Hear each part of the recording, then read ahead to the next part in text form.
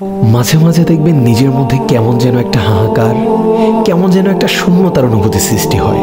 মনে হবে সবকিছু থেকেও কি যেন নেই, সবার মাঝে থেকেও নিজেকে মনে হবে বড্ড একা।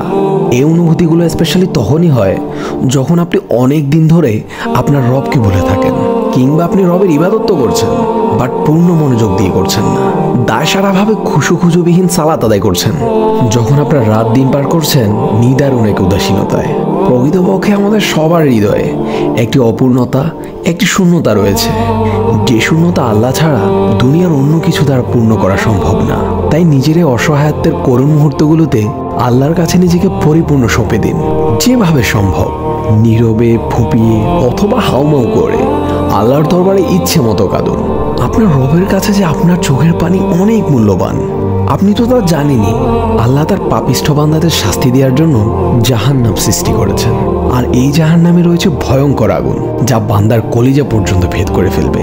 আর এই আগুনকেই দুনিয়ার সাগর, উপসাগর, মহাসাগর সব কিছু দিয়ে নিভানো সম্ভব না হলেও আপনার এক ফোঁটা চোখের পানি এই আগুন নিভিয়ে দিতে সক্ষম।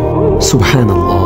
আমাদের রব আমাদের চোখের পানিকে কতটা ভালোবাসেন আমরা কি কখনো কল্পনা করেও দেখেছি?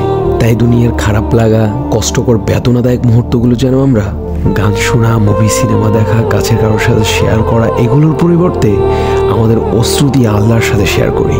কারণ দুনিয়ার কেউ আমাদের চোখের পানির মূল্য না দিলেও আমাদের রব আমাদের প্রতিটি অশ্রুকণার খুব চড়া মূল্য পরিশোধ করবেন, যা আপনি কল্পনাও করতে পারবেন না। ফি আমানিল্লাহ। এতক্ষণ পর্যন্ত আপনার সাথে ছিলাম দ্য স্টার অফ নলেজ।